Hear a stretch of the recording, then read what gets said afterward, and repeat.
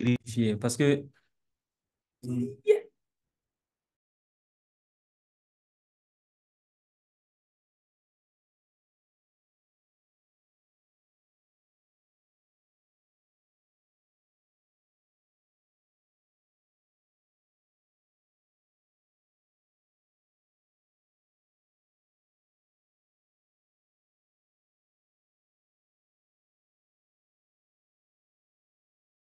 de rejoindre la salle. OK. Olfa, tu as proposé qu'on attende quelques minutes. Oui. D'accord. 5 minutes, c'est bon. Jusqu'à 17h05. Et absolument le temps que tout le monde se rassemble, tout simplement. D'accord. Paradoxalement, c'est un sujet qui est très important pour l'amélioration de la qualité de l'enseignement supérieur dans nos universités et dans nos pays. Et c'était ça, l'objectif visé quand on a pensé à faire ces webinaires. Bref, vous allez me dire de m'arrêter de parler et on va passer à l'essentiel. Vous vous rappelez, mercredi dernier, c'est notre ami le docteur Pascal Casnoret qui nous a parlé de l'alignement pédagogique. Si vous vous rappelez, il nous a très bien expliqué qu'il s'agit d'un triangle à 3 sommets, les objectifs d'apprentissage, les méthodes d'enseignement et les méthodes d'évaluation. Eh bien, ce mercredi, c'est le docteur Hervé Mouton qui va partager avec nous une vision complète du premier sommet de ce triangle, à savoir les objectifs d'apprentissage. Donc, pour le présenter, il faut savoir que Dr Hervé est un docteur en épiomologie, donc très loin des sciences d'éducation, mais on a été extrêmement bien formés et on a adoré ceci et on a commencé à travailler sur le sujet pour parvenir à partager avec vous. Alors, Hervé est un docteur en épistémologie. Il nous parle de la République démocratique du Congo, où il enseigne au sein de l'université de Polynésie. Avant de céder la parole au docteur Hervé, je voudrais juste vous demander, s'il vous plaît, d'éteindre vos caméras, d'éteindre vos micros. Vous pouvez déjà poser vos questions s'il y en a au cours de la présentation sur le chat et à la fin de la présentation, on passera comme à la dernière fois un moment de partage, de réponse aux questions sur tout ce que va partager avec nous le docteur Hervé autour des objectifs d'apprentissage. Voilà, je vous dis bon webinaire et à toi Hervé. Merci. Merci beaucoup, merci docteur Rolfa.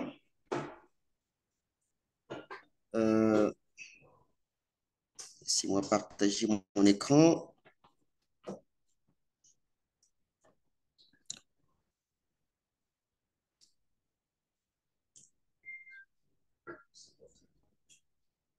Donc voilà. Merci beaucoup, merci aux participants, merci à tout le monde. Bonsoir à tous, bonsoir à toutes. C'est vraiment un grand plaisir pour nous de nous rencontrer par ces canaux. Et donc, nous allons partager quelques informations inhérentes aux objectifs d'apprentissage. Et bien, je pense que ce n'est plus encore pour moi à point de besoin de me présenter ici parce que Dr Olfa venait pratiquement de tout dire.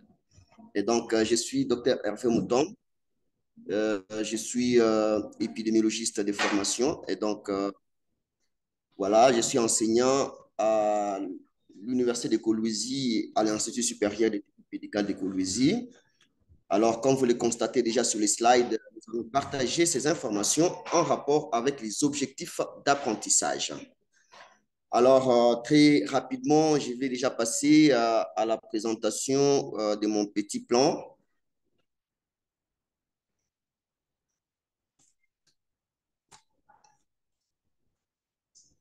Bien, voilà.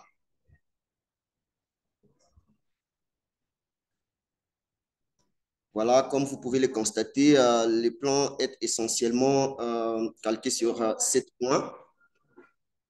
On va faire un petit rappel sur la notion de triple concordance. Au point 2, nous allons essayer de donner l'essence au concept d'objectif d'apprentissage. Le troisième point va essayer de donner une vision un peu plus spécifique des notions des objectifs généraux, des objectifs spécifiques. Le quatrième point va essayer de montrer l'intérêt des objectifs, pourquoi donc les définir. Cinquièmement, nous allons montrer les domaines d'apprentissage et les niveaux de complexité, très essentiels pour concocter un bon objectif. Quatrièmement, il sera question de la rédaction de ces objectifs-là, donc une démarche à adopter. Et voilà le septième point qui va exploiter des points saillants, donc c'est un condensé des points saillants, ce que moi je résume dans ce que j'appelle ici, ce que j'emporte. Bien voilà, déjà nous attaquons les tout premiers points. L'image devant vous vous dit déjà quelque chose. Ce sont les aspects que vous avez explorés de manière un peu plus approfondie avec le docteur Pascal Colesnoré. C'est pratiquement la logique de la triple concordance ou encore l'alignement pédagogique. Comme vous pouvez le constater, un peu plus en amont, nous avons l'objectif d'apprentissage qui, du reste, doit être atteint en utilisant pratiquement une méthodologie. Et voilà, de l'autre côté, enfin, donc cet objectif exactement sera évalué. Donc, il y a pratiquement ces trois éléments qui, du reste, constituent pratiquement les piliers de l'action pédagogique.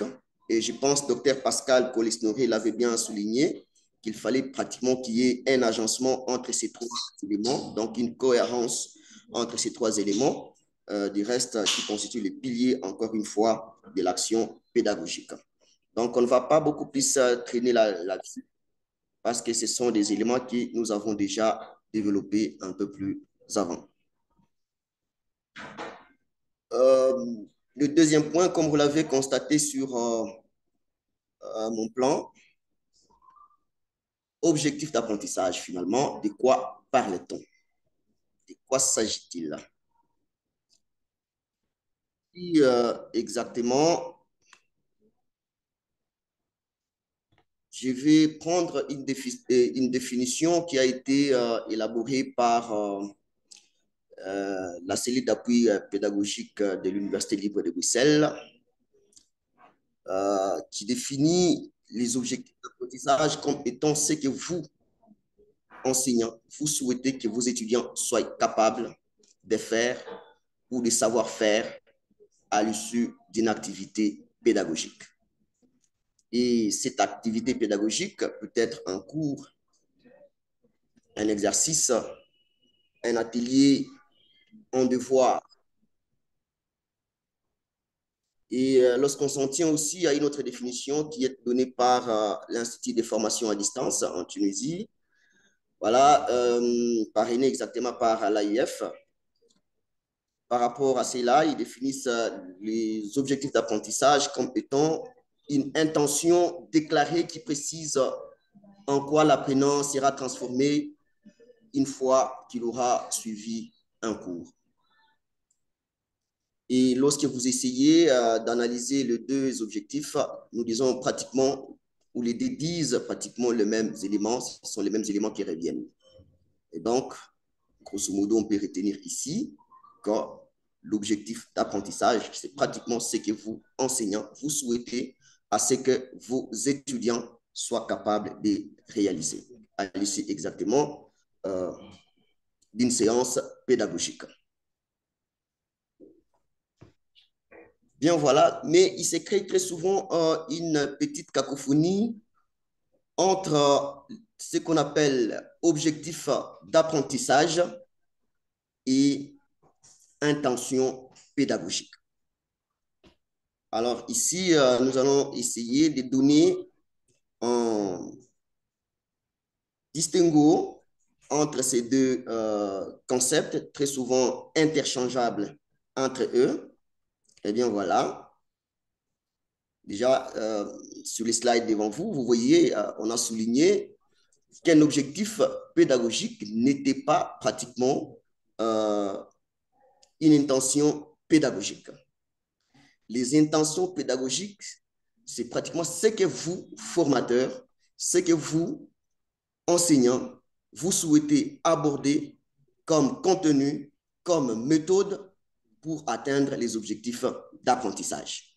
Et généralement, vous le verrez, il y a toujours pratiquement cette cacophonie-là.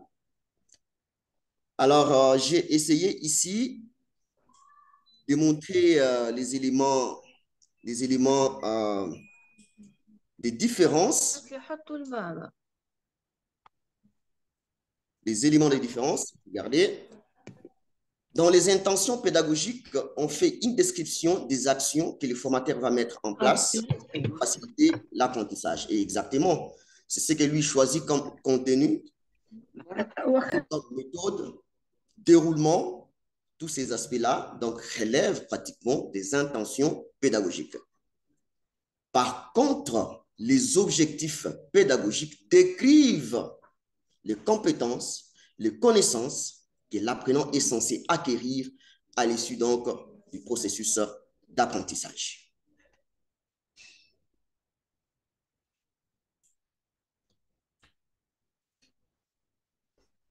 Ici, j'ai donné pratiquement un exemple qui essaye de différencier les deux concepts.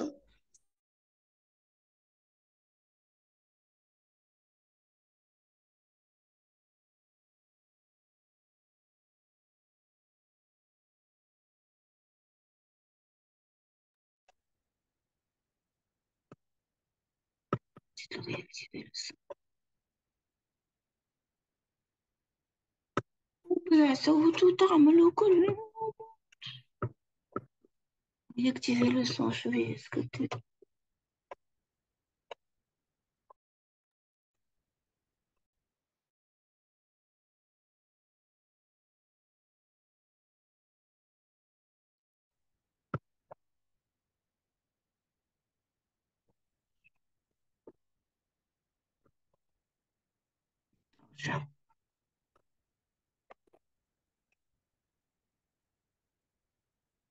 De Olfa, tout le monde, désolé pour cet instant technique.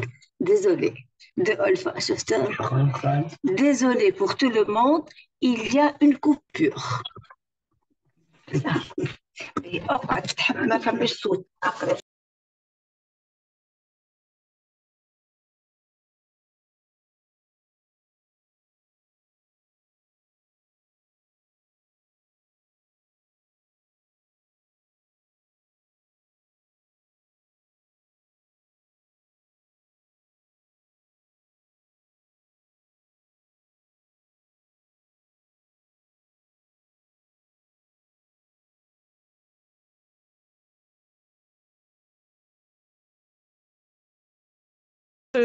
Définitions que nous avons eues du CAP et de l'Institut en Tunisie qui ont été proposées par le docteur Mouton. Elle demande donc quelle est la différence entre les définitions des objectifs d'apprentissage et la validation de compétences attendues. Est-ce que Pascal, tu pourrais déjà essayer de donner la nuance que nous avons entre les objectifs et les compétences et après essayer de répondre à cette question. Merci beaucoup. Oui, oui. Bonjour à tous, bonjour à toutes. Je ne sais pas si vous m'entendez. Docteur Céleste, vous m'entendez? Oui, ça va, Pascal, on t'entend. D'accord, pas de souci. Donc, si j'ai bien compris la question, c'est la différence entre objectifs d'apprentissage et compétences acquises. En fait, la différence est tenue, elle est légère entre les deux. Il faut simplement se dire que les objectifs d'apprentissage visent le savoir, savoir-être et savoir-faire. Voilà les trois éléments clés visés par les objectifs. Mais si ces trois, disons, sous-objectifs, des objectifs pédagogiques visent à atteindre simplement une compétence pratique, si ces trois objectifs sont liés à une compétence pratique de la vie concrète, eh bien, ces objectifs-là, on les appelle des compétences à acquérir. Je donne un exemple. Vous avez un cours sur le parachutisme et votre objectif d'apprentissage, c'est que à la fin du cours, vos étudiants sachent sauter en parachute. Donc, vous allez utiliser les méthodes pédagogiques pour cela, pour leur apprendre non seulement l'histoire du parachutisme, mais aussi comment sauter en parachute. Et vos méthodes d'évaluation, vous allez utiliser certainement le saut en parachute pour évaluer justement leurs compétences à sauter en parachute. Ici, on parle de compétences parce que les objectifs visent à atteindre une capacité concrète de la vie concrète. Alors, ces objectifs-là se transforment simplement en compétences acquises lorsque ils visent, ces objectifs visent une capacité de la vie pratique à réaliser quelque chose dans la vie concrète. Alors, ça se transforme simplement en compétences. Voilà la différence qu'on peut mettre. Voilà, vous trouvez cette définition-là et cette nuance-là dans le document que je vous ai donné de design pédagogique de l'ANARES et d'autres auteurs. Vous le trouvez dans ce document que je vous ai partagé dans ma présentation. Merci au docteur Stéphane Céleste. Je vous repasse la parole pour continuer la présentation.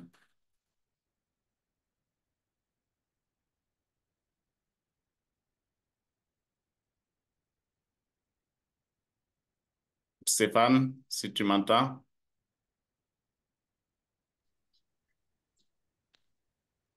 Oui, merci. Voilà, je te passe Merci, la main. merci Pascal. J'essaye d'ouvrir la présentation du docteur Mouton pour que nous essayons. Malheureusement, il n'est toujours pas disponible. Je n'arrive pas à l'avoir. C'est pas grave. Donnez-moi juste une minute et puis j'essaye de récupérer son document et je lance la présentation. Je peux continuer une explication? Oui, Pascal, dans tous les cas, tu es expert dans la matière, donc tu peux Je continuer à peux. m'expliquer la différence. Ouais. D'accord. Non, je voulais juste rappeler ce que le docteur Hervé a dit tout de suite.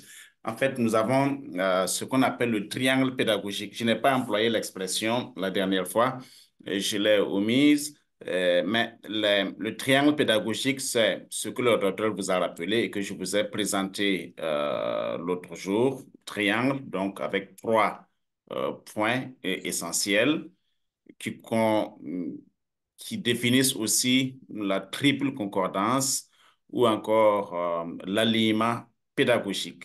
Donc, vous avez les trois éléments essentiels, les objectifs d'apprentissage, les stratégies ou méthodes d'enseignement et les stratégies ou méthodes d'évaluation. Alors, la dernière fois, je vous avais annoncé que pour les objectifs d'apprentissage, je n'allais pas m'étendre là-dessus parce que c'est l'objet justement de la présentation de ce soir. Donc, nous allons spécifier davantage ce que c'est que les objectifs d'apprentissage. Donc, c'est le tout premier élément du triangle pédagogique ou de la triple concordance. Voilà. Et le docteur Hervé a présenté la figure. Vous avez le O qui désigne les objectifs, le M, la méthode pédagogique, et le E qui désigne évaluation. Voilà. Donc, nous allons analyser en profondeur ce que sont les objectifs pédagogiques et la détermination de ces objectifs-là vous permet de déterminer quel contenu vous devez choisir pour votre cours. Et ensuite, déterminer aussi quel type d'évaluation vous pouvez aussi envisager. Donc, c'est vraiment le nœud central de la pédagogie d'un cours. Et s'ils sont très bien déterminés, ces objectifs pédagogiques, Alors, vous avez plus d'aisance à choisir le contenu, à choisir les méthodes à utiliser pour arriver à atteindre ces objectifs. Et vous avez aussi toute l'aisance pour choisir la méthode pour évaluer l'acquisition de ces acquis d'apprentissage, de ces objectifs par les étudiants. Et généralement, le docteur Hervé va vous le montrer encore avec beaucoup plus de détails. Les objectifs se rédigent sous la forme, doit comporter les éléments suivants. Un délai à la fin de ce cours ou à la fin de cette séance de cours, cette séquence de cours. Premier élément. Deuxième élément, l'étudiant sera capable de, donc ici, c'est l'objectif que vous visez. L'étudiant sera capable, l'expression de l'objectif plutôt que vous visez. L'étudiant sera capable de, deuxième élément. Troisième élément, un verbe d'action. Et là, nous allons le voir avec la taxonomie de Bloom. Il y a plusieurs verbes d'action que nous pouvons utiliser, mais il faut sélectionner le verbe d'action adéquat qui correspond à l'objectif que vous visez. Donc, l'étudiant ou l'étudiante sera capable de, par exemple, démontrer. Ensuite, le contenu, c'est le quatrième élément. Après le délai, l'étudiant sera capable de, le verbe d'action. Maintenant, le contenu sera capable de démontrer quoi? De démontrer avec, par exemple, avec Hegel, que l'histoire humaine est rationnelle. Voilà, le contenu.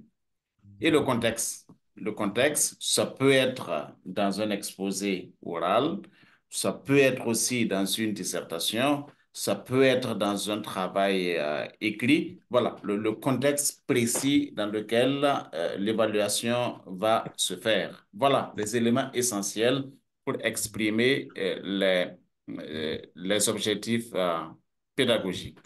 Alors, je passe maintenant la parole au docteur Céleste qui va continuer la présentation.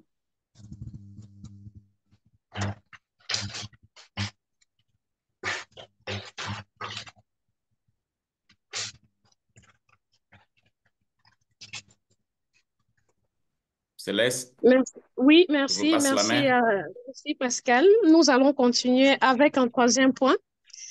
Les objectifs d'apprentissage, donc, pour quel intérêt? Pourquoi sont-ils utiles? Pourquoi on parle d'objectifs d'apprentissage, d'acquis d'apprentissage, qui signifie pour la plupart la même chose? D'abord, pour l'enseignant, les objectifs d'apprentissage permettent à l'enseignant de structurer son cours. Ils permettent d'obtenir un plan clair qui pourra être communiqué aux étudiants. Je vous rappelle que tout ceci se fait déjà en amont. C'est une préparation qui se fait avant le cours et non pendant le cours. Les objectifs d'apprentissage permettent le choix même des méthodes d'enseignement et ainsi facilitent le travail d'évaluation. N'oublions pas avec la triple concordance. Il faut que nous ayons des contenus, il faut que nous ayons des activités, il faut que nous ayons des évaluations appropriées.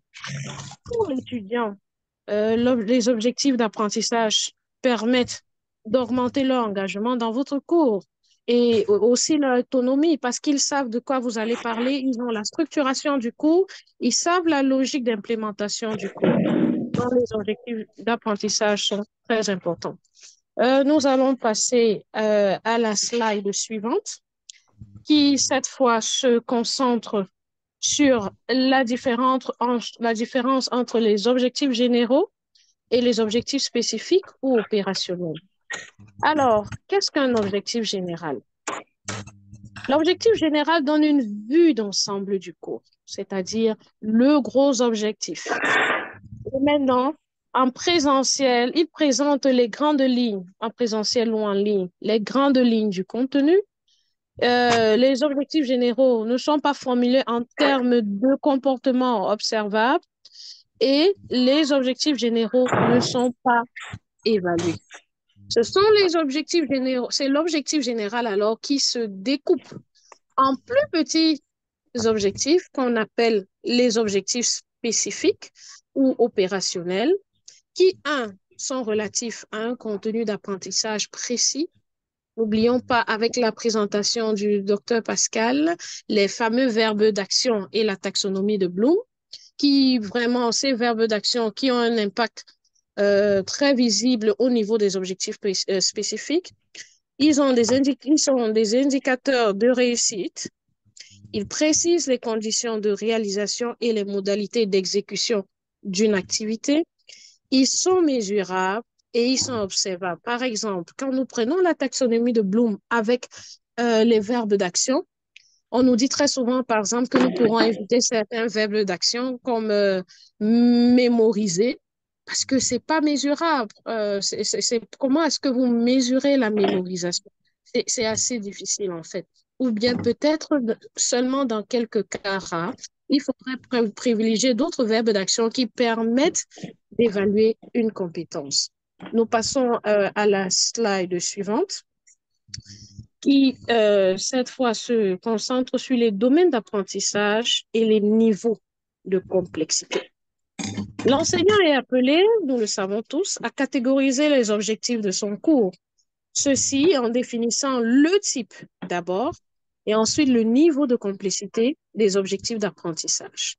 C'est-à-dire dans quel domaine se situent les apprentissages visés. Ensuite, quel est le niveau de complexité des apprentissages visés. Nous passons à la suite. Les domaines d'apprentissage. Nous avons les domaines cognitifs, le domaine affectif et le domaine psychomoteur. Ce sont les trois grandes catégories de domaines d'apprentissage. Le cognitif, l'affectif et le psychomoteur. Merci. La slide suivante.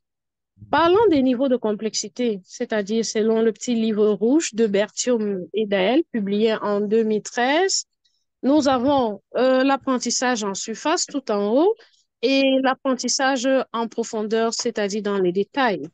En ce qui concerne l'apprentissage en surface, les étudiants doivent juste retenir les concepts, c'est-à-dire les grands concepts.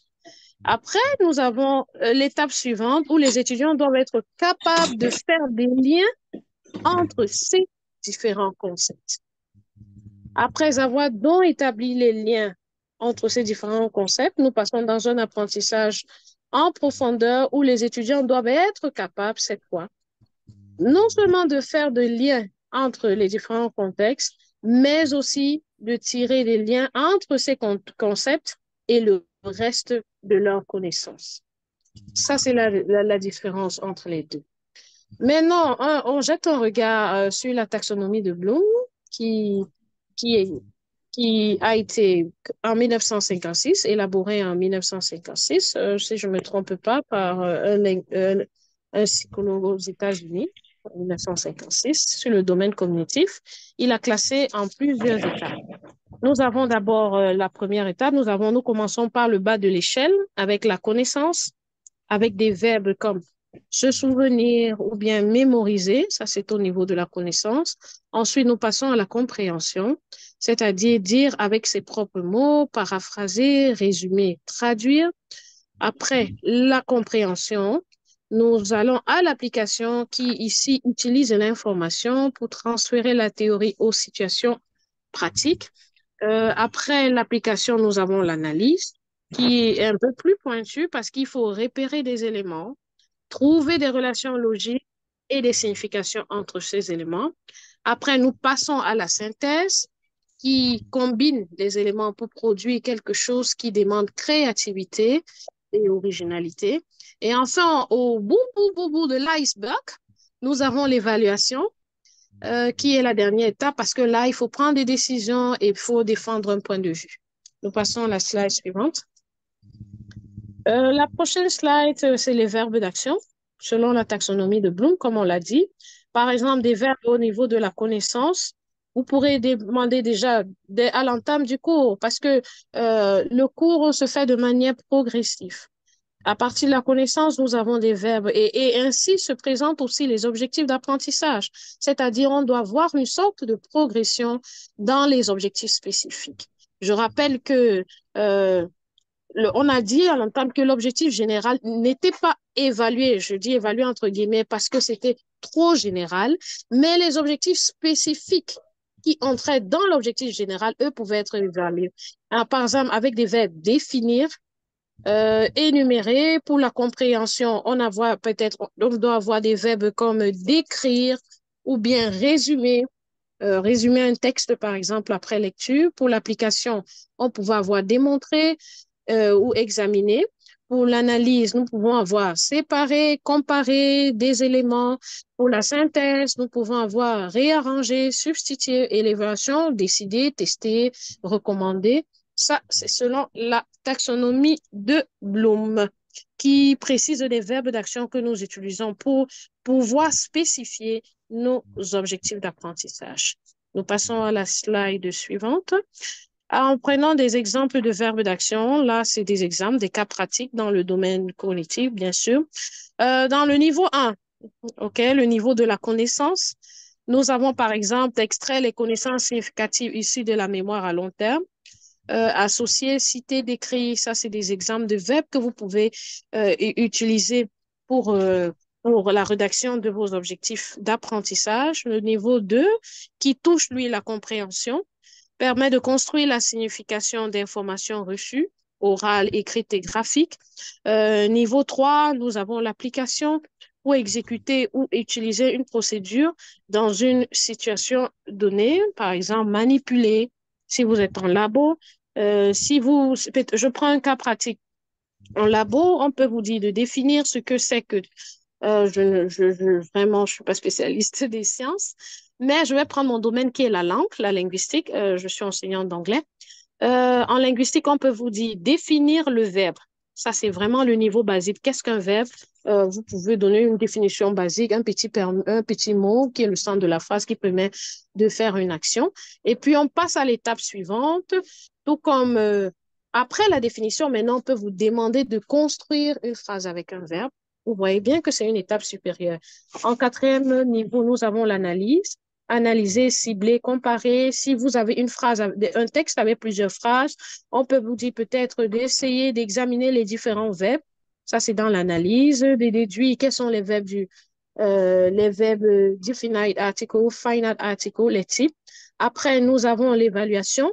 L'évaluation, essayer d'apprécier, essayer de justifier, soutenir l'usage de tel verbe ou tel autre verbe dans tel contexte. Après, tout en haut, on peut aller à la création, où là, on ne vous demande plus de définir ou d'indiquer ou de comparer ou de comparer ou de déterminer, mais là, on vous demande carrément de structurer, de synthétiser ou de produire d'autres formes de verbes ou bien d'autres textes avec des verbes selon ce que vous avez vu.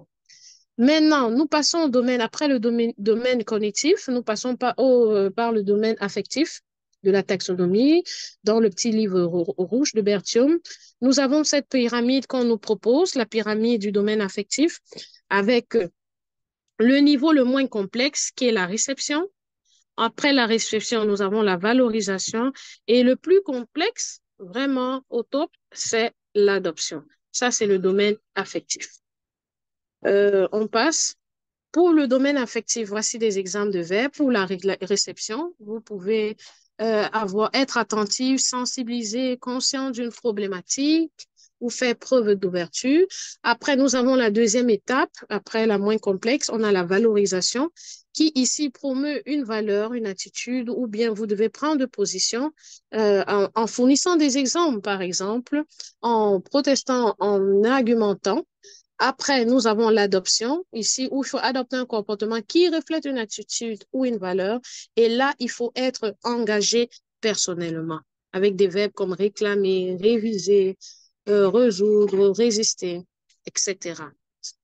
Nous passons à la slide suivante. Le troisième domaine, c'est bien le domaine psychomoteur, toujours par Berthiaume et Daël en 2013. Qui va du niveau le moins complexe, c'est-à-dire la perception, au niveau le plus complexe, c'est-à-dire le perfectionnement, en passant par la reproduction. Et nous allons voir dans la slide suivante, par exemple, des exemples. Voilà. les exemples des verbes d'action dans le domaine affectif. La réception, le niveau le moins complexe, ici, il faut accepter, analyser, associer, définir. En parlant de valorisation, ici, il faut promouvoir une valeur ou une attitude, toujours prendre une position avec des verbes comme encourager, contester, débattre et ensuite l'adoption, adhérer, etc. Nous passons à la slide suivante. Maintenant, nous avons des verbes qui ne sont pas vraiment appropriés, ça c'est toujours Berthiaume, pour décrire une activité observable. Souvenez-vous, nous avons dit qu'ils doivent, les objectifs doivent pouvoir être mesurés, ils doivent être mesurables. Nous avons des verbes assez abstraits, même comme je l'avoue que ce n'est pas à 100% le cas pour toutes les sciences, mais en général, nous avons des verbes comme savoir qui poussent à des conclusions assez peu évaluables. Nous avons connaître, comment évaluer la connaissance, nous avons sentir, nous avons comprendre, nous avons aimer. Ça, c'est vraiment qui pousse dans le domaine affectif et ils sont très peu appropriés pour décrire une activité qui devrait être observée. Nous passons à la slide 6, en 6e point, qui se concentre sur la rédaction des objectifs d'apprentissage. Voici donc la démarche. Comment rédiger des objectifs d'apprentissage? La formulation d'un objectif opérationnel, c'est-à-dire un objectif spécifique, comporte 3 grands éléments de base. Nous avons 1, la description de l'activité attendue de l'apprenant, exprimée à l'aide d'un verbe d'action, comme ce que nous venons de voir. Nous avons en 2e point, l'objet sur lequel portera cette activité. Et en 3e point, le produit de cette activité. Je voudrais rappeler que c'est pour ça qu'en début, quand le docteur Moutom dit que les objectifs généraux ne sont pas évaluables, en fait, c'est pas qu'il n'y aura pas une évaluation à l'issue du cours, c'est juste qu'il faudrait entrer dans le spécifique que vous pouvez voir là lors de la rédaction des objectifs. Comment faire? Par exemple, pour le 1er point, il faudrait définir les objectifs en termes de compétences attendues des apprenants. Bien sûr, toujours dans des contextes bien définis. Il faudra ensuite délimiter avec précision les contenus qui feront l'objet de l'apprentissage en évitant de privilégier l'excès de matière au détriment de la qualité et de la profondeur des apprentissages. Et en 3e point, il faudrait exprimer les objectifs de manière opérationnelle. Ça, c'est la démarche. À la fin de ce cours, nous avons un exemple ici. À la fin de ce cours, l'apprenant sera capable de, avec un exemple, verbe non mesurable, l'infinitif, si vous dites comprendre. L'apprenant sera capable de comprendre le comportement du consommateur dans un marché de concurrence pure et parfaite. Comprendre, ça c'est un verbe qui n'est pas mesurable. On est d'accord, c'est les verbes qu'il faudrait éviter. Ensuite, nous avons le contenu spécifique, c'est-à-dire, dans ce cas, le comportement du consommateur. Et puis, dans quel contexte? Dans un marché de concurrence pure et parfaite. Oui, on passe à la slide suivante. À la fin de cette séquence, nous avons d'abord eu le cours qui était général. Maintenant, l'objectif spécifique, on dit à la fin de cette séquence, vous voyez la séquence est beaucoup plus petite que le cours. L'apprenant sera capable de, verbe mesurable, déterminer. Vous voyez, pour l'objectif général, on a dit comprendre l'équilibre du consommateur dans un marché parfait. Ça, c'est vraiment le général qui serait difficile de mesurer. C'est pour cela qu'il a dit qu'il ne pouvait pas évaluer. C'était mieux, en fait, d'évaluer l'objectif spécifique, comme dans ce cas, à la fin de cette séquence. Ça peut être une séquence, ça peut être une session, ça peut être une partie, c'est vraiment, ça dépend de la structuration de votre cours. L'apprenant devrait déterminer, vous verrez que vous pouvez évaluer, l'équilibre du consommateur dans le cadre d'un marché de CPP, donc pur et parfait. Là, c'est beaucoup plus spécifique. Nous passons à la slide suivante. Ce sont des notes, d'accord, des notes à Bénin. Pour apprendre les apprenants ont besoin de construire leurs connaissances. Nous sommes bien sûr passés de l'époque où l'apprenant était considéré comme un tabula rasa, où il n'avait rien et que c'est l'enseignant qui injectait tout. Non, maintenant on sait, grâce peut-être au behaviorisme ou de Bloomfield, par exemple, que l'apprenant n'a pas la tête vide. Ensuite, il n'est donc pas du tout négatif de développer des apprentissages en surface qui serviront de base à des apprentissages en profondeur, c'est-à-dire vous pourrez leur donner le général pour que les apprenants puissent partir du général vers le spécifique, en fait. Donc, et grâce à cela, c'est un peu l'approche, grâce à la compétence, grâce à cela, vous aidez l'apprenant à construire, à construire ses connaissances.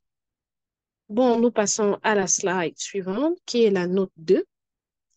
Mais essayez de ne pas vous limiter à ce niveau, d'aider vos apprenants à comprendre la finalité des apprentissages qu'ils réalisent.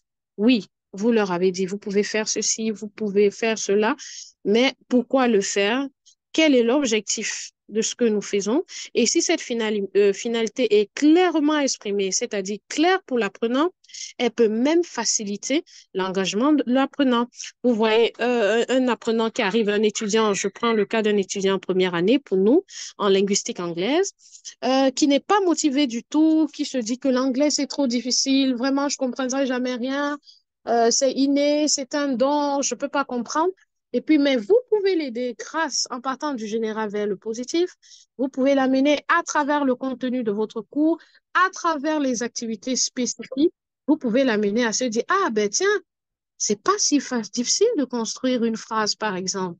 Si la structure ressemble à la structure phrastique du français, ça veut dire que je peux y arriver. Et à partir du moment où vous avez la motivation, quand l'apprenant est motivé pour apprendre, les choses se font beaucoup plus naturellement.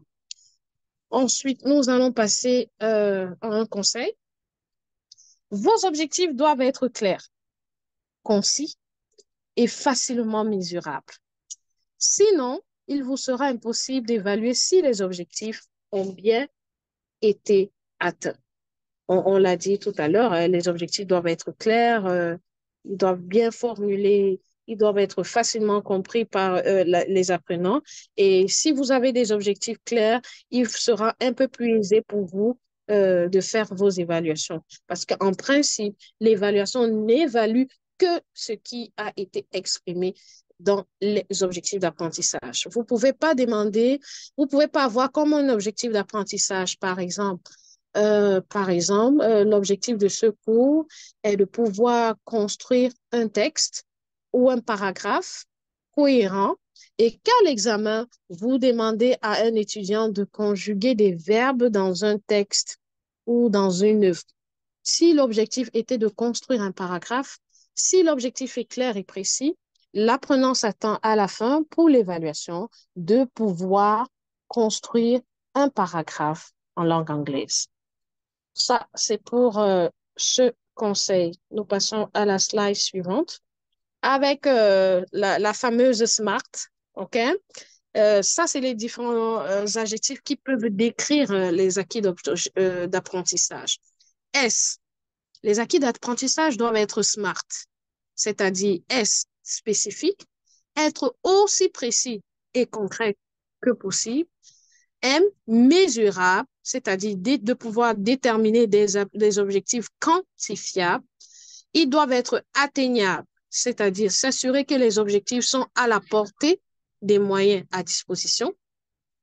Ils doivent être réalistes, c'est-à-dire ils doivent prendre en compte la situation, le contexte, l'environnement. Vous n'allez pas faire un cours et demander aux étudiants un cours, je ne sais pas, d'astrophysique. Le docteur Zachary m'écoute. Je ne sais pas. Et puis, vous demandez aux étudiants d'aller sur Mars en sachant que vous n'avez pas de fusée. Il faut que les objectifs soient réalistes, quoi, qu'ils puissent le faire. Vous n'avez pas dit l'objectif de ce cours, c'est de pouvoir aller sur Mars en sachant que vous n'avez pas les moyens de le faire. Ensuite, ils doivent être temporellement définis, c'est-à-dire avoir une échéance. Vous pouvez dire le cours tient sur 20 heures, c'est-à-dire je fais ceci, cela, par étape, par exemple. Nous passons à la slide suivante.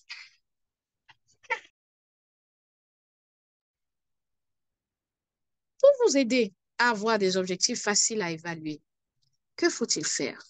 Vous pouvez, par exemple, préciser davantage le comportement attendu en décrivant le contexte dans lequel il doit se manifester, c'est-à-dire être aussi clair que possible, être aussi précis que possible, en faisant comprendre à l'apprenant ce que vous attendez de lui, dans quel contexte et comment il devrait le faire. Nous passons à la prochaine slide qui est toujours sur les conseils. Les situations dans lesquelles l'apprenant doit pouvoir faire manifester le comportement, c'est-à-dire dans une situation réelle, une simulation, un laboratoire, si vous voulez que l'apprenant puisse disséquer une grenouille et vous donner les parties d'une grenouille, ce serait bien de l'amener en laboratoire, de lui montrer tout le matériel nécessaire, même s'il y a une vidéo à l'appui et que l'apprenant puisse le faire, c'est-à-dire en laboratoire. Le facteur temps à prendre en compte si la rapidité de réalisation est importante. Il faut bien pouvoir le faire en 30 minutes ou bien en 5 minutes. Nous continuons avec les conseils. Le matériel nécessaire pour observer le comportement, c'est-à-dire qu'est-ce qu'on va utiliser? Un enregistrement audio? Est-ce qu'il nous faut un dictionnaire de traduction pour des termes français-anglais pour un cours de linguistique? Est-ce que peut-être ce serait une vidéo de démonstration, etc.?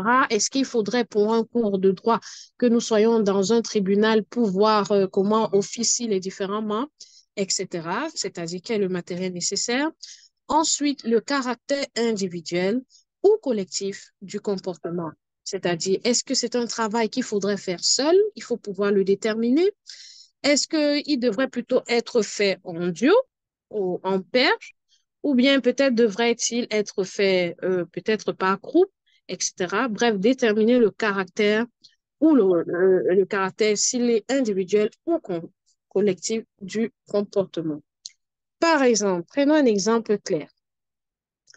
À l'issue de ce cours, l'apprenant sera capable de mener seul un entretien semi-directif de 30 minutes sur son lieu de stage à l'aide du questionnaire fourni. Je vous rappelle ici que le professeur Moutom est épidémiologiste, donc il a l'habitude d'être sur le terrain. C'est pour ça qu'il a pris cet exemple, parce qu'il comprend le mieux, c'est-à-dire si vous voulez que vos apprenants puissent, il est expert en santé publique, aller sur le terrain, de mener un entretien, aller vers les gens, de mener un entretien pendant telle durée de temps, sur votre lieu peut-être précis de stage ou dans une localité précise où sévit peut-être telle maladie et le matériel qu'il vous faudra, peut-être un questionnaire. Voilà un exemple qui essaye de recouper tous les conseils cités plus haut. Bon, nous passons à la slide suivante. Qu'est-ce que j'emporte? Qu'est-ce qu'on peut garder? Que pouvons-nous retenir? 1. Les objectifs d'apprentissage définissent ce que je souhaite que mes étudiants soient capables de faire ou savoir faire à l'issue d'une activité pédagogique. 2. Deuxième point clé, un objectif d'apprentissage n'est pas une intention pédagogique. Il l'a dit en amont, l'objectif est centré apprenant. C'est ça le plus important. Et l'intention est centrée enseignant. Par exemple, en combien de temps est-ce que je devrais pouvoir finir mon cours? Ça, c'est l'intention. Maintenant, l'objectif d'apprentissage, qu'est-ce que l'apprenant doit être capable de faire à l'issue de telle séquence, par exemple. Ça, c'est ce qu'on peut apporter à la fin de cette présentation. Ensuite, pour les déterminer, c'est-à-dire les objectifs d'apprentissage, que devons-nous faire? 1. Je dois structurer mon enseignant en déclinant l'objectif général et les sous-objectifs. Il faudrait que l'apprenant qui entre en classe sache ce qu'il y a à faire. Définir le domaine d'apprentissage et le niveau d'apprentissage, c'est aussi important. En troisième point, rédiger l'objectif selon la formule à l'issue de ça. C'est juste un exemple, c'est une formule. Il ne faudrait pas forcément calquer cette formule. Ça, c'est un exemple. À l'issue de, c'est-à-dire à la fin de, vous pourrez aussi utiliser cette autre formule. L'apprenant sera capable de Et là, vous insérez un verbe d'action et ensuite la description du contenu. Bon, nous avons quelques références, nous arrivons à la fin, qui ne s'affichent pas malheureusement, mais nous pouvons citer le livre rouge de Berthiaume, pouvons citer la collaboration à l'AUF de Tunisie, nous pouvons citer par exemple la taxonomie de Bloom qui revient sur les différents niveaux d'apprentissage. Sur ce, je vous remercie de votre bien aimable attention. Merci. Merci beaucoup, docteur Céleste. Merci d'avoir eu le courage de prendre le relais. Le docteur Hervé Bontemps vous passe ses excuses. Il y a une météo d'horreur à la République démocratique du Congo. Et donc, c'est pour ça qu'on avait plein de problèmes d'Internet. Mais heureusement, Céleste a pris le relais. Bien qu'on n'était pas vraiment bien préparé pour le prendre, ce n'était pas vraiment sa présentation. Donc, on la remercie vivement. Je ne sais pas, je voudrais répondre avant de commencer. Il y a d'autres questions, bien que le présentateur, en fait, celui qui a préparé, n'est pas avec nous, mais je voudrais répondre déjà à une question de la docteure Nahla Bouaziz qui a posé la question concernant les objectifs généraux, à savoir est-ce qu'ils sont évalués, oui ou non? En fait, il y a une très grande discussion autour des objectifs d'apprentissage et c'est une notion qui est assez difficile à comprendre, assez difficile à cerner les nuances. Mais par contre, ce que je peux savoir, c'est que l'objectif général donne une vue d'ensemble du cours. Il présente les grandes lignes, il n'est pas censé être évaluable et il n'est pas censé être formulé en tant que comportement observable. Par contre, les objectifs spécifiques, ils donnent des précisions par rapport à un contenu spécifique et là, ils doivent être relatifs à des critères d'apprentissage précis. Ils ont des indicateurs de réussite et on doit préciser les conditions de réalisation. Pour les objectifs spécifiques, ils sont par contre évaluables et observables. C'est ça, en fait, la différence entre objectif général et objectif spécifique. Je ne sais pas s'il y a d'autres questions ou d'autres possibilités d'échange. De rien.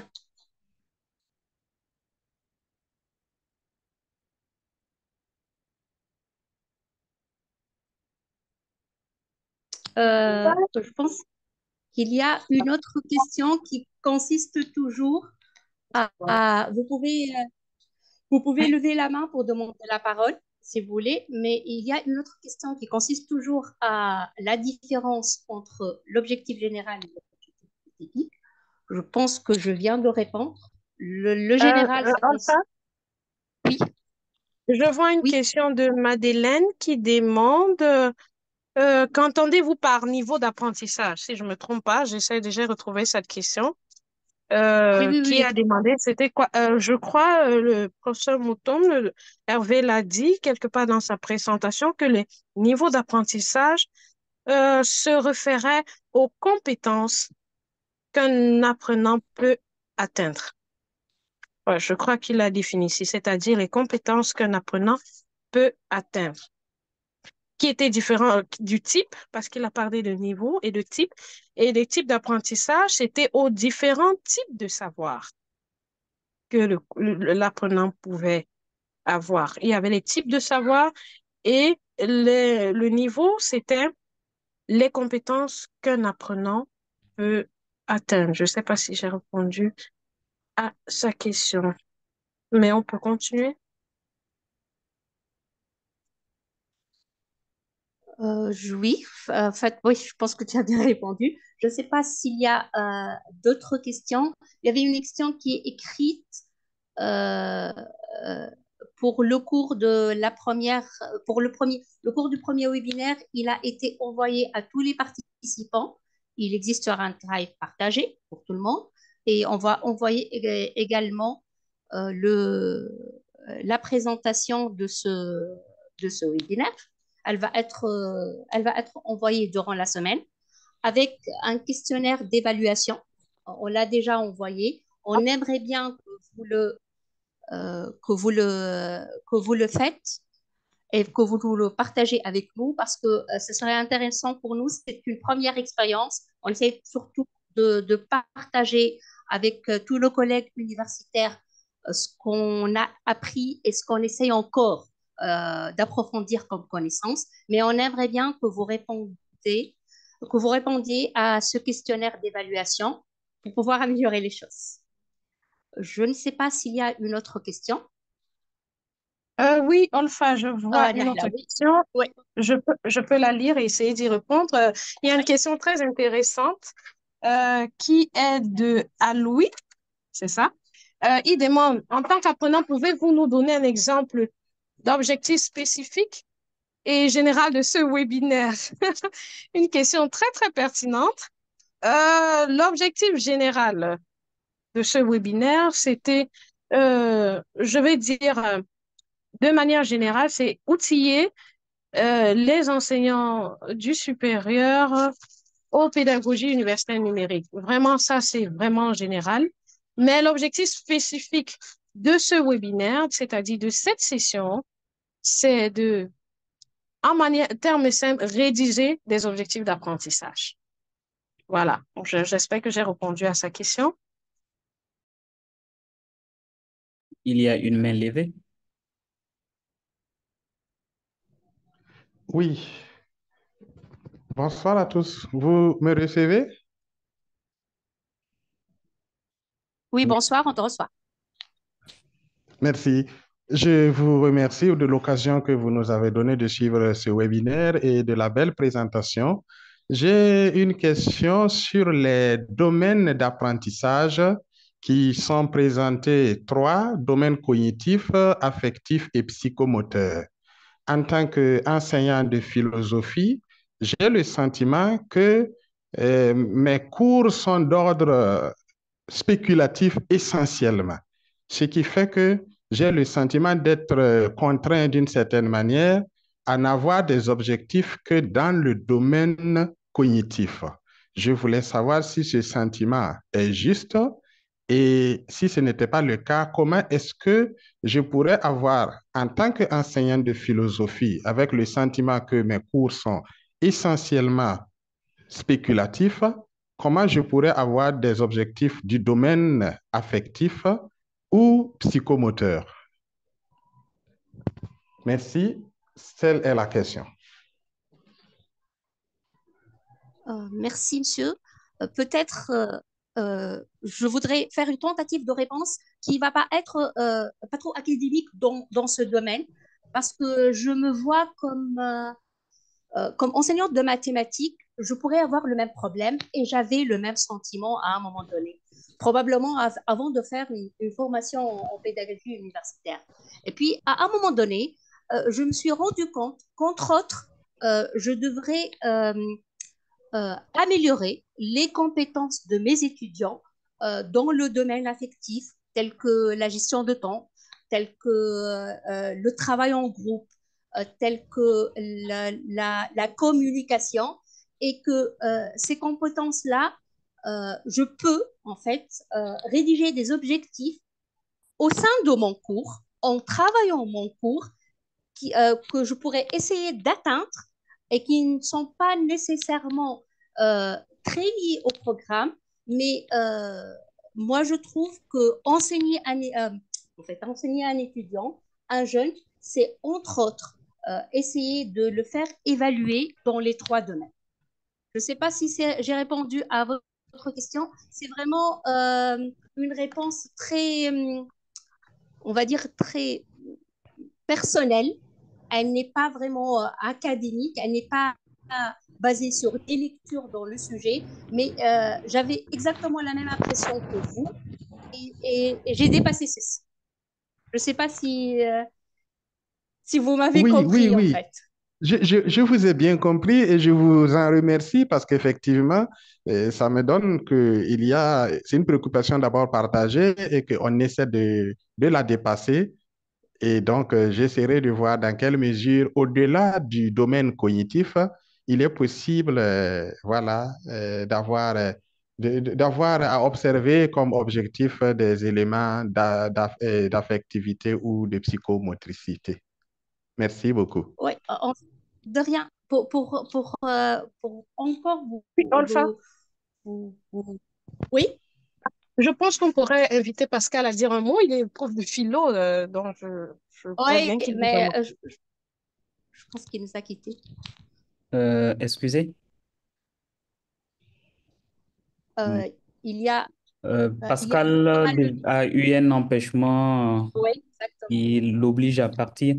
Alors, pour aller dans le même sens que Olfa, il faut voir dans vos enseignements comment est-ce que vous pouvez dépasser les objectifs que vous avez l'habitude de vous fixer. Donc, par exemple, les verbes d'action qui sont actuellement affichés, il y a des éléments assez simples en philosophie, certainement, que vous pouvez atteindre en utilisant, par exemple, la question de la valorisation. Donc, comme vous êtes certainement dans un pays où il y a beaucoup, euh,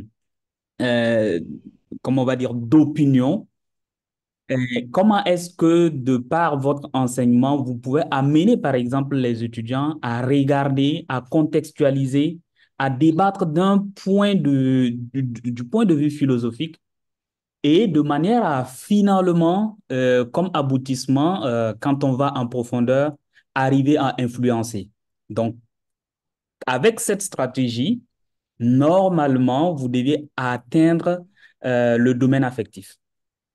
Au niveau de la valorisation, comment est-ce que vos enseignements, vous arrivez à valoriser, par exemple, vos enseignements, avant même d'aller au niveau de l'adoption qui est un niveau encore plus élevé. Résoudre des questions sur le plan, comment on va dire, social, en partant sur la base de ce que vous avez comme élément hein, sur le plan fondamental dans vos enseignements. Moi, c'est une stratégie que j'utilise dans mes cours au niveau de l'astronomie pour pouvoir changer de domaine. Voilà ce que je pouvais ajouter comme point d'intervention. Merci. Merci Isaac. Je voudrais aussi encourager monsieur à assister aux deux webinaires suivants, la gestion des grands groupes et la pédagogie active, parce qu'on parlera justement de ceci et de la question que je vois déjà sur le chat. Dans quelle mesure la connaissance et la perception du but de l'activité favorisent l'apprentissage? C'est un aspect qui va être déjà vu au cours du webinaire la pédagogie active. Donc, vous restez avec nous. Il y a Libera qui veut prendre la parole. Bonjour Libera. Bonjour à toutes et à tous. Merci donc pour cette initiative. Je voudrais répondre aux différentes questions, une façon de synthétiser. D'abord, souligner qu'une activité pédagogique, ce n'est pas vraiment en cours. Au début de la présentation de Hervé, entre parenthèses, il a mis à côté de activité pédagogique, cours, etc. Ici, je vous renvoie pour celles et ceux qui connaissent Moodle, dans la plateforme d'enseignement à distance, on distingue activité et ressources. Donc, activité, c'est interactive, tandis que ressources, c'est statique. Et donc, une activité, ça peut être une lecture, par exemple, demander aux étudiants pour les philosophes de lire un article, de faire une synthèse et, et puis de présenter voilà, oralement dans le but de développer des compétences d'esprit de synthèse et d'esprit d'analyse. Et une activité, ça peut être un projet. Vous donnez un projet aux étudiants et puis voilà, ils développent le projet ou un problème, etc., etc. Donc, cette question, effectivement, sera abordée dans les méthodes. Deuxième, juste une suggestion, plutôt, comment dirais-je, attirer l'attention des participants que objectif d'apprentissage, on parle aujourd'hui de plus en plus plutôt d'acquis d'apprentissage visé. Céleste a utilisé les deux expressions Sachez que objectif d'apprentissage et acquis d'apprentissage visé, c'est synonyme en fait. Mais aujourd'hui, on a tendance de parler plutôt d'acquis d'apprentissage visé dans le but de faire un lien avec justement compétences. Parce que tout simplement, les objectifs spécifiques, c'est tout simplement les compétences que vos étudiants auront acquises à l'issue d'un enseignement, à l'issue d'un cours. Alors, je voulais aussi souligner deux notions. Donc, vous êtes habitué à ce qu'on appelle approche cours, mais il y a aussi approche programme. Je prends un exemple. Euh, Dans le domaine médical, à la faculté de médecine, euh, un pays a une vision de former autant de médecins d'ici 2030, par exemple. C'est-à-dire, il y a les normes de l'OMS, il faut autant de médecins pour 1000 habitants. Ça, c'est une vision de chaque pays, en fait. Et une vision, je fais le lien avec objectif général. Un objectif général, c'est un souhait, c'est un rêve, c'est une vision. C'est exactement, objectif général, c'est aussi valable dans la rédaction des projets. Il y a un objectif général qui est un souhait, une vision, un rêve. Ce n'est pas dit quelle est toujours cette vision ou ce rêve est atteint ou réalisé. Alors, je reviens donc à l'approche, plutôt à l'exemple de la formation d'un médecin. Le médecin, on le forme pendant 5 6 ans et la finalité, c'est qu'ils aient des compétences de soigner les malades et pas les tuer. Donc, il doit prescrire des médicaments, des molécules, selon la maladie du patient. Autrement dit, au cours de son cursus, il doit développer ses compétences. Et ces compétences sont intégrées dans les différents cours. Autrement dit, chaque cours, depuis la première année jusqu'à la dernière année, contribue en fait à ces compétences souhaitées pour un médecin qui soigne les malades à la fin du cursus universitaire. Autrement dit, il y a l'approche programme. Autrement dit, les enseignants de la faculté de médecine doivent se concerter pour que les cours soient complémentaires dans l'atteinte de ces compétences. Idem si vous formez un ingénieur qui doit, disons, travailler dans les mines, etc., il doit développer des compétences et ces compétences, c'est l'ensemble de tous les cours qu'il aura suivi depuis la première année. D'où l'approche programme. D'où un autre exemple très parlant. Euh, bon, dans le domaine médical, les pharmaciens doivent travailler avec les médecins et doivent travailler avec les patients, puisque le médecin prescrit un médicament et le pharmacien, il doit donner des consignes aux patients qui viennent acheter les médicaments. Autrement dit, à un certain moment, dans la formation, il faut l'approche programme, autrement dit, les pharmaciens, les cours de pharmacologie, je suis mathématicien, hein, donc je ne suis pas ni médecin ni pharmacien. Et donc, là où je voulais insister, c'est aujourd'hui, l'approche programme, plutôt l'approche cours est en train d'être abandonnée. Euh, Plutôt, on parle on fait recours plutôt à l'approche programme. Hein, et avec le lien avec donc les compétences, comment dirais-je, ce lien, en fait, les questions qui ont été posées par rapport aux compétences. Alors, domaine d'apprentissage, ici, j'essaie de répondre à la dernière question du prof de philosophie. Et le domaine d'apprentissage privilégié aujourd'hui, c'est plutôt psychomoteur. C'est-à-dire quoi? C'est-à-dire, cette question aussi sera abordée certainement dans le webinaire sur les méthodes. La tendance aujourd'hui, c'est de mettre en place des activités d'apprentissage qui met au centre l'apprenant. Autrement dit, l'apprenant doit développer des compétences de travail en équipe, par exemple, de communiquer en interagissant avec ses camarades de classe. Et donc, on a tendance à privilégier beaucoup plus le psychomoteur. Dans le domaine de la philosophie, bah, vous pouvez, par exemple, je ne sais pas, si l'objectif de votre cours, par exemple, c'est de développer l'esprit d'analyse, l'esprit critique et l'esprit de synthèse, ça va de soi comme activité pour les préparer justement, pour mettre au centre les apprenants.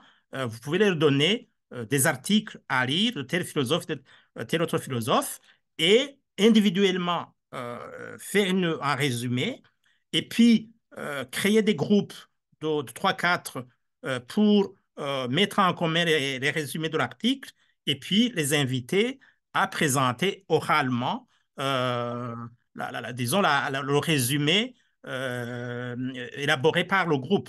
Donc, avec cette méthode, vous mettez au centre chaque apprenant, et chaque apprenant, donc c'est une méthode active qui permet vraiment de développer ses compétences d'esprit de synthèse, d'esprit de travail en équipe, de collaboration et d'esprit critique, etc. Alors, je pense avoir, disons, réagi. Oui, les niveaux, pardon, les niveaux. Euh, et s'il y avait moyen d'afficher la taxonomie de Bloom, les 6 niveaux.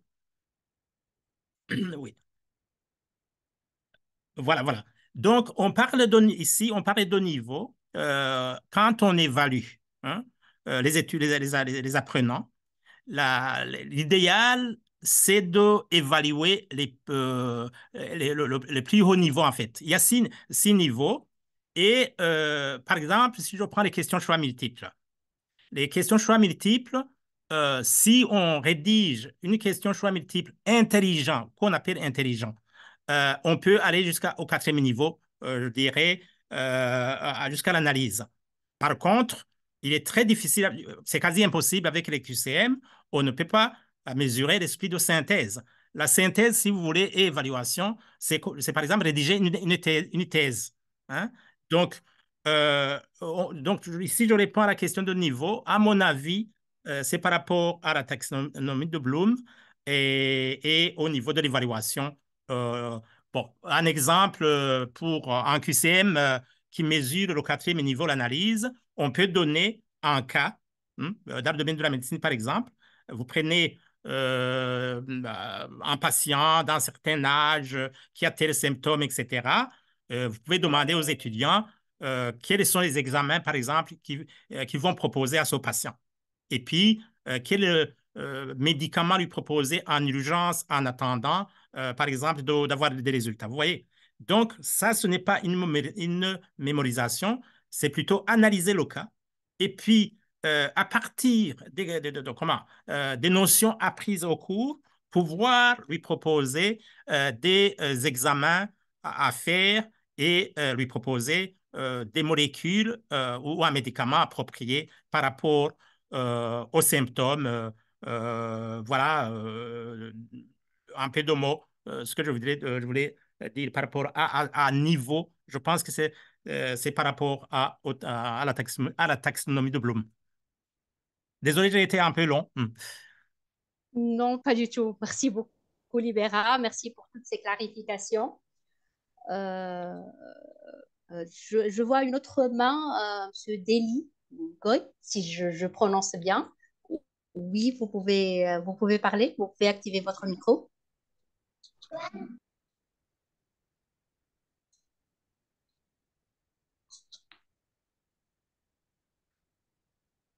Euh, Vous pouvez activer votre micro si vous avez une question à poser. Ah, ok, merci beaucoup, Ouais, très bien. madame, et je remercie. Vous me captez? Oui, on vous Oui, capte oui. bien. Bon, Oui, on en vous fait, j'ai entend. deux préoccupations. La première, c'est en fait un plaidoyer. Je voudrais peut-être proposer à l'équipe. Oui, oui, je disais que j'ai deux préoccupations. La première, c'est un plaidoyer. Je voudrais que l'équipe organisatrice puisse peut-être un jour avant nous rappeler à travers le mail, parce que des fois, à cause des charges du travail, nous arrivons facilement à oublier que nous avons ces sessions très capitales. Donc, si on peut nous rappeler un jour avant et peut-être une heure avant aussi, ça nous ferait énormément plaisir. Alors, deuxième chose, c'est... Allô? En fait, si vous voulez, je voulais répondre à votre première préoccupation. En général, on envoie le lien Zoom et le rappel du webinaire 3 heures avant, mais on le fera pour le prochain webinaire la veille et 2 heures avant, on va dire. Comme ça, j'espère Merci. qu'on va vous rappeler comme il faut. Très D'accord, bien, pas de merci. problème. Avec plaisir. Alors, la petite deuxième question, c'est en fait vous voyez, la formulation des objectifs, bon, on en parle souvent et on évoque souvent aussi la taxonomie de Bloom, mais c'est plutôt maintenant la difficulté que nous avons à bien formuler les compétences à atteindre au cours d'une séquence d'apprentissage. Hein, des fois, il y a une confusion entre objectifs et compétences. Est-ce qu'il y a une manière de s'y prendre pour mieux formuler une compétence, hein, et qui soit un peu plus atteignable, quoi? Merci beaucoup.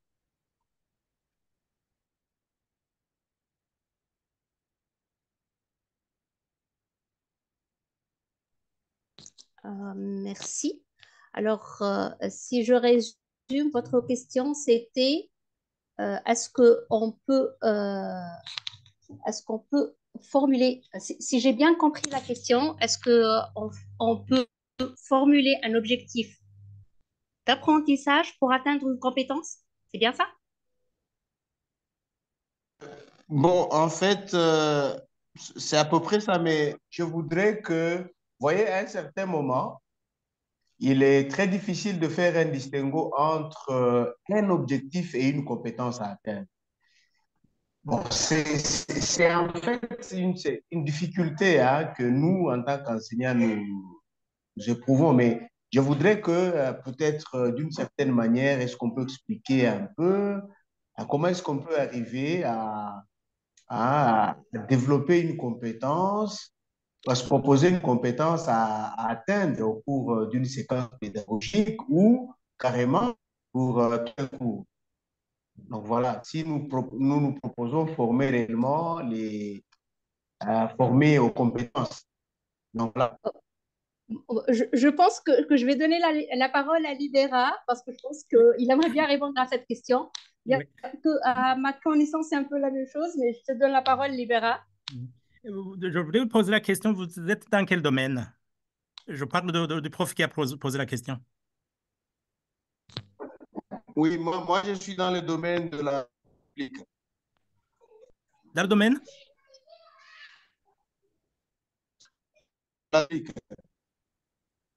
Je n'arrive pas à saisir là. Oui, on n'arrive pas à bien entendre. Ah, bien entendu. Je dis ceci, je suis dans le domaine de la santé publique. Santé publique. OK, d'accord. C'est très, très bien. Donc, dans le domaine de la santé, dans le domaine de la médecine, hein, en fait, la question de compétences, on parle de référentiel de compétences.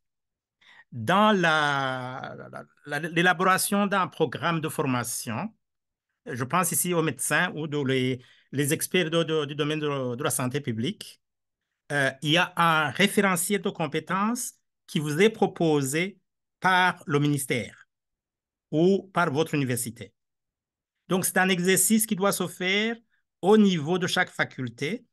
Ici à l'ULB, depuis quelques années, il y a des réformes au niveau des programmes facultaires.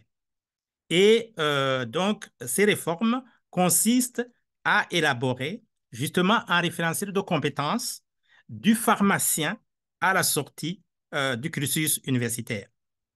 Idem pour les experts de la santé.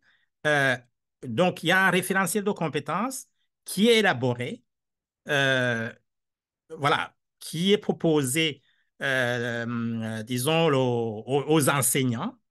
Et quand j'ai parlé d'approche programme, en partie, je répondais à ça, parce que tout simplement, chaque cours euh, doit se baser sur comment dirais-je, les références, le référentiel de compétences qui est proposé par la faculté ou par le ministère ou par le pays, en fait. Et, autrement dit, votre cours va contribuer à l'atteinte de ces compétences qui sont proposées. Donc, ce travail se fait en amont lors de l'élaboration du programme de formation. Un exemple aussi, pour les participants et participantes qui ont eu la chance de suivre cette formation en pédagogie universitaire numérique. Et suite à l'expérience de la première année, on vient de faire la refonte de la formation. Et la première chose qu'on a fait, c'est c'est d'élaborer le référentiel de compétences à l'issue de cette formation de 3 mois.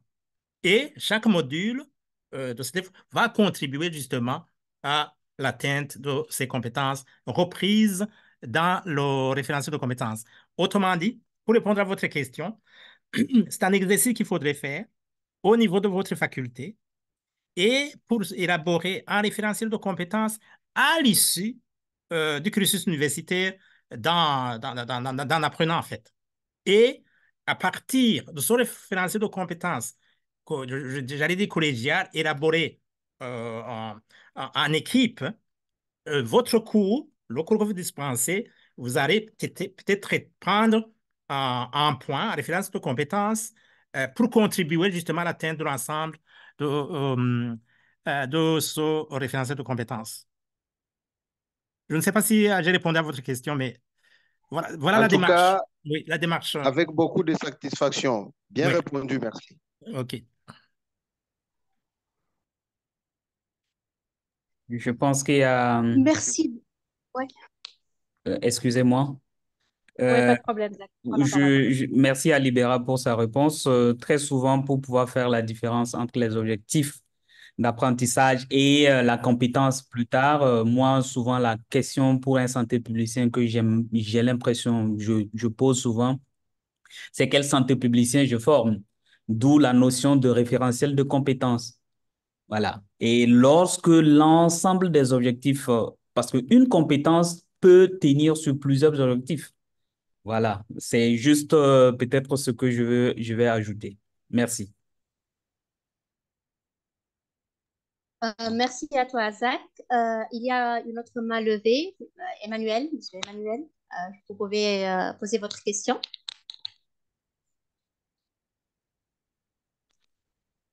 Emmanuel, on vous attend. Je ne sais pas s'il m'entend ou pas. En attendant, Emmanuel, il y a une question qui a été posée sur le chat. Je la lis. Devrait-on formuler et présenter les objectifs d'apprentissage aux apprenants pour donc offrir un âge maximal? Personnellement, je pense que oui. Je pense d'ailleurs pour n'importe quelle formation à préparer ou un cours à préparer, il est important que les étudiants ou ceux qu'on va former ont une connaissance des objectifs qu'on veut qu'ils atteignent, donc des compétences visées, des objectifs voulus. Donc, il est très important de les déclarer en amont. Voilà. Monsieur Emmanuel, je pense que vous savez. Oui, alors, la parole est à vous. Merci beaucoup, madame, pour la parole. En fait, je voudrais poser la question. Bon, je ne sais pas s'il est trop bête, hein, mais en fait, je voudrais savoir, on peut aller jusqu'à définir combien d'objectifs pour un cours, en termes d'objectifs généraux. Voilà, c'est ça ma question. Mince, ça se discute. OK. La première question, peut-être qu'il faut savoir quel Pour vous, qu'est-ce qu'un cours? Est-ce que c'est juste une séance ou bien c'est tout le programme aussi? Donc, à Non, partir de en là, fait, je vais parler ici je pas d'une unité d'enseignement, en fait, hein, OK. avec, par exemple, bon, 4 crédits, 5 crédits ou des choses comme ça. OK. Et, Je peux essayer de répondre aussi, Isaac. allez-y.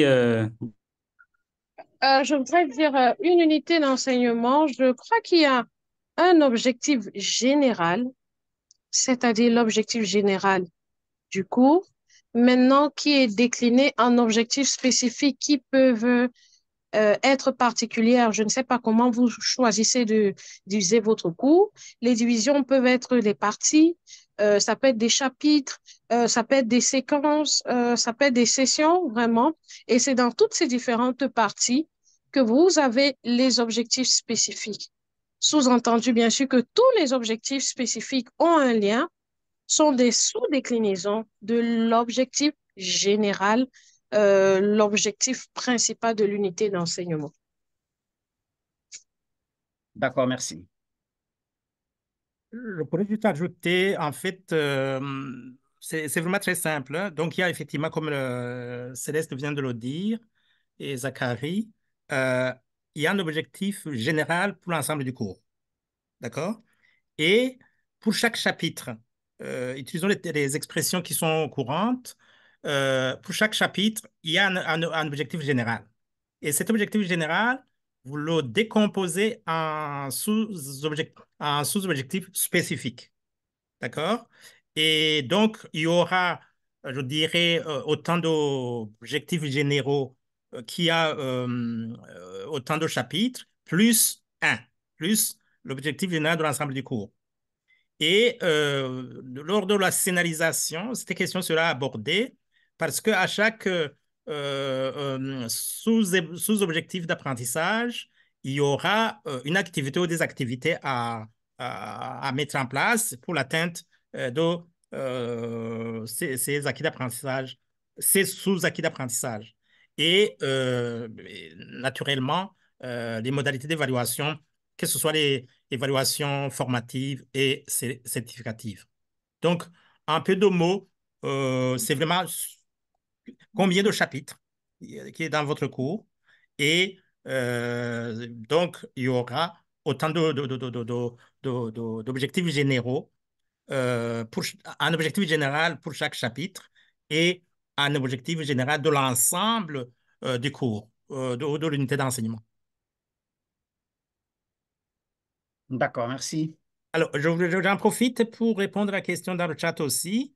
En fait, il y a ce qu'on appelle plan de cours euh, qui reprend justement le nombre de crédits, s'il y a des travaux pratiques ou travaux dirigés, il faut absolument préciser l'objectif général du cours. Il faut préciser les objectifs spécifiques pour le cours. Autrement dit, le plan du cours, c'est un contrat entre vous et les apprenants.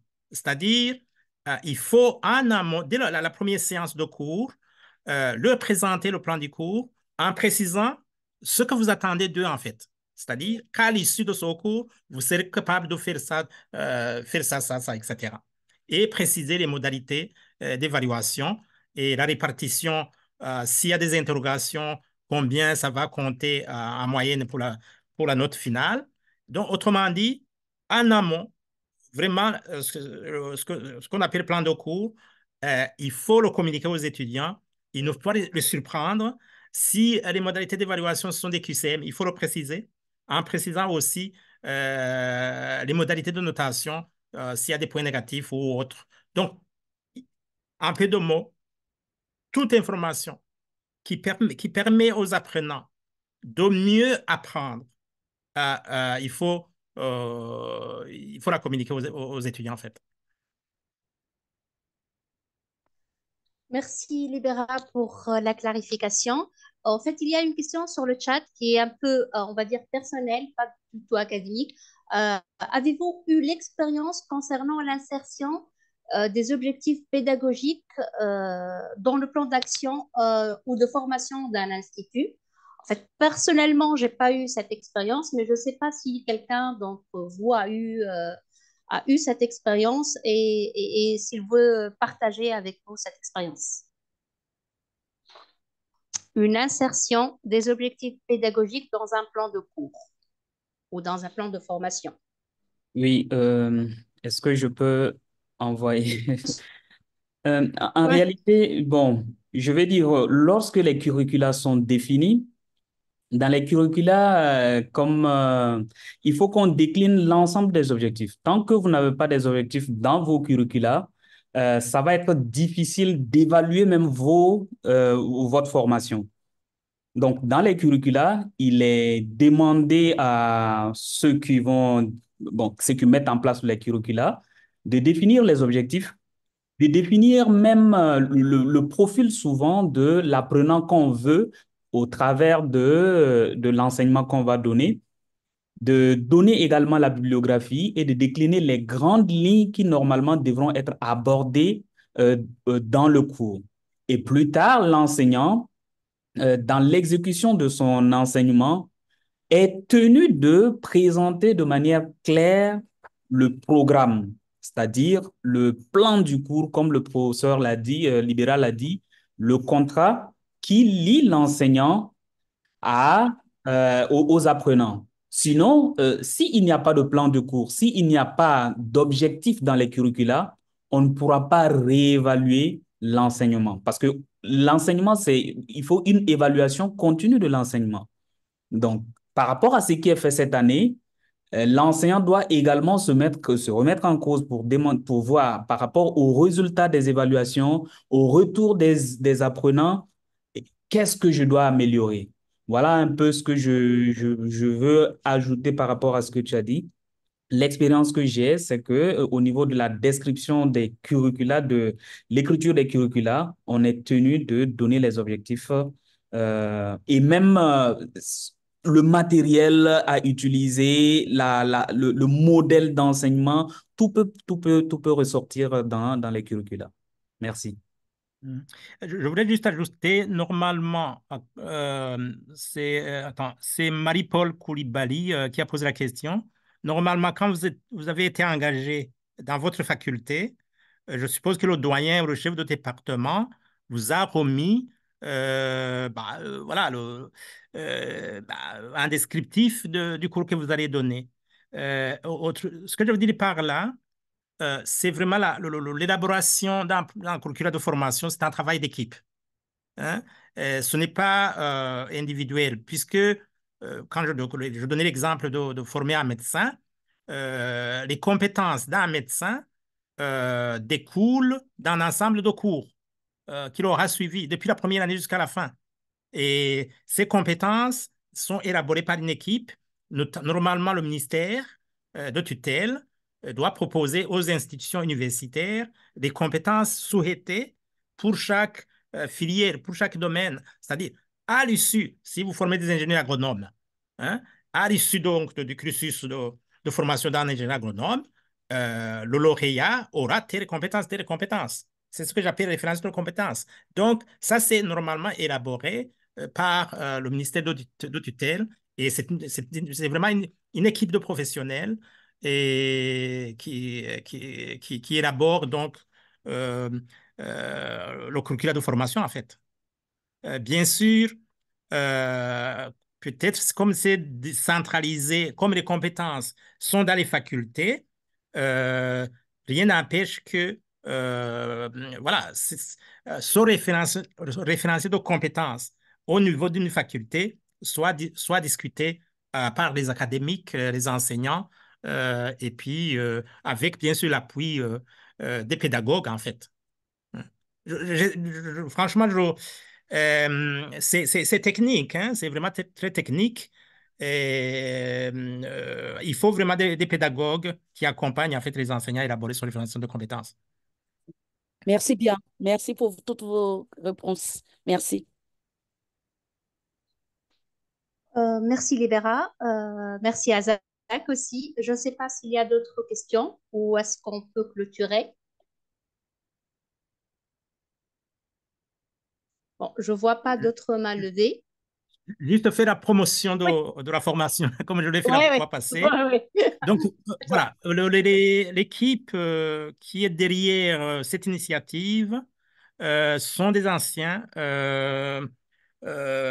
participants et participantes à la formation, à un projet que je porte depuis bientôt 2 ans, qui consiste en fait à faire venir à l'ULB, à l'Université libre de Bruxelles, pendant 3 mois, 12 enseignants dans les universités africaines. Donc, donc c'est un projet voilà, qui s'étale sur 5 ans. La première cohorte était constituée justement par les organisateurs, organisatrices de ces webinaires. La deuxième cohorte s'est déjà sélectionnée. Ils arrivent en avril. Et la troisième cohorte, on est en train de sélectionner la troisième cohorte et un appel sera lancé vers le mois de septembre pour la quatrième cohorte. Et le critère, c'est vraiment être un enseignant avec un PhD, donc une thèse de doctorat, et être titulaire de cours. Et le fil conducteur donc du projet, de la formation, pardon, c'est vraiment le projet personnel de chaque enseignant, c'est-à-dire votre cours dans l'état actuel. Et vous venez avec tous les problèmes que vous rencontrez. Bien sûr, dans le dossier, on va vous demander les problèmes que vous rencontrez. Et tout au long des 3 mois, on va vous accompagner à retravailler votre cours, à redéfinir les acquis d'apprentissage visés et là, proposer une série de méthodes actives et c'est à vous de choisir les méthodes appropriées pour résoudre les problèmes que vous rencontrez en amont. On aborde bien sûr, naturellement, aussi la question d'évaluation. Et voilà, un peu de mots, c'est la pédagogie universitaire numérique. Et, et donc, l'idéal, hein, mon souhait personnel, d'ailleurs, qui est partagé avec les participants de la première cohorte, c'est que les participants puissent être des acteurs de changement. C'est la raison pour laquelle je salue fortement cette initiative et ça rentre dans cette volonté et ce souhait vraiment que au niveau de l'Afrique, la qualité de l'enseignement puisse s'améliorer et elle ne peut pas, la qualité de l'enseignement ne peut pas s'améliorer tant que les enseignants ne sont pas formés. Je suis mathématicien. Au départ, je croyais avec ma thèse de doctorat que je suis capable d'enseigner. Non, c'est tout un art et j'ai beaucoup appris sur l'OTA, d'où vraiment l'idée de proposer ce projet que je ne doute pas portera des fruits. Mon idéal, c'est que tous les pays francophones africains puissent avoir au moins 2 enseignants formés à l'ULB pour que justement ils soient les relais au niveau de leur pays pour multiplier, pour organiser d'autres formations, pour faire en sorte que vraiment d'ici 10 ans, il y ait des retombées très très positives quant à la qualité de l'enseignement dans les pays africains. Et voilà. Donc, n'hésitez pas de postuler. C'est fortement concurrentiel et on retient les meilleurs dossiers, les meilleurs projets et voilà. Donc, voilà, tentez votre chance. Merci Libera. Pour ajouter, si je veux parler sur Tribune, ce que je tiens à dire, c'est que c'est une excellente formation, hyper excellente formation. Vous ne pouvez pas imaginer durant 3 mois et demi. Moi, je l'ai dit toujours, il n'y a pas un domaine concernant l'enseignement universitaire qu'on n'a pas fait. Il faut vous dire, il faut vous préparer. On nous a tué le travail. Ah oui, mais ça portait des fruits. Et je l'ai dit le dernier jour, on est rentré des nouveaux enseignants. Ça, c'est sûr, ça ne change jamais. Donc, j'appuie, j'appuie ce que dit Libera. Postuler, c'est vraiment une excellente formation. Je vois que, donc merci à toi déjà, Libera, d'avoir initié cette formation. Et Emmanuel, il y a quelqu'un qui, Emmanuel demande la parole. Je pense qu'on va terminer avec lui. Oui, merci beaucoup. Oui. Je voudrais revenir ici pour 2 choses. La première, je vous écris dans le chat, hein, Si je comprends bien ce que dit Libera, c'est qu'il n'y a pas de formulation de compétences pour une unité d'enseignement, c'est formulé dans le cadre du programme, c'est-à-dire lorsque on est au bout, soit d'un parcours, ou soit fait au bout d'un cursus, donc voilà, en tant que bon, tel profil pour tel métier. Alors, ça, c'est la première. Je voudrais avoir juste des précisions. La première question, est-ce que c'est ça ou j'ai mal compris? Alors, la deuxième précision que je demande, c'est que comment est-ce que, par exemple, nous pouvons être au courant de, bon, du moment des lancements? Par exemple, moi, je suis un point focal de l'assurance qualité, bon, et au niveau national et au niveau de mon établissement. Bon, ça fait partie des thématiques qu'on aborde, hein, pour la formation continue. Mais je n'ai jamais vu, en fait, dans nos réseaux, du moins, pour que ce soit CAMES, que ce soit AUA, une pareille offre à passer. Voilà, je ne sais pas, ça passe sur quelle plateforme, hein. Voilà, merci beaucoup. Oui, pour la première question, en fait, imaginez-vous dans votre faculté, dans votre université, vous mettez en place une nouvelle filière, hein, un nouveau programme. C'est en amont, c'est lors de la création de ce nouveau cursus que vous élaborez le référentiel des compétences. Vous voyez? Et, Oui. oui, voilà. Et le cursus comprend un certain nombre de cours. Première année, deuxième année, etc., etc. Tous ces cours puisent dans ce référentiel de compétences, élaboré en amont. C'est le dossier constitutif de création d'un cursus, d'une filière, en fait. Vous voyez? Donc, c'est vraiment en amont. Alors, pour la deuxième question, ici, c'est très simple. Olfas a vos coordonnées. Donc, elle partagera certainement le moment venu l'appel, mais c'est publié sur le site de la RES-CCD. C'est la coopération universitaire belge. Et normalement, c'est vraiment diffusé dans les universités. Et en tout cas, pour tous les pays partenaires de l'ARES, les coordonnateurs reçoivent les informations.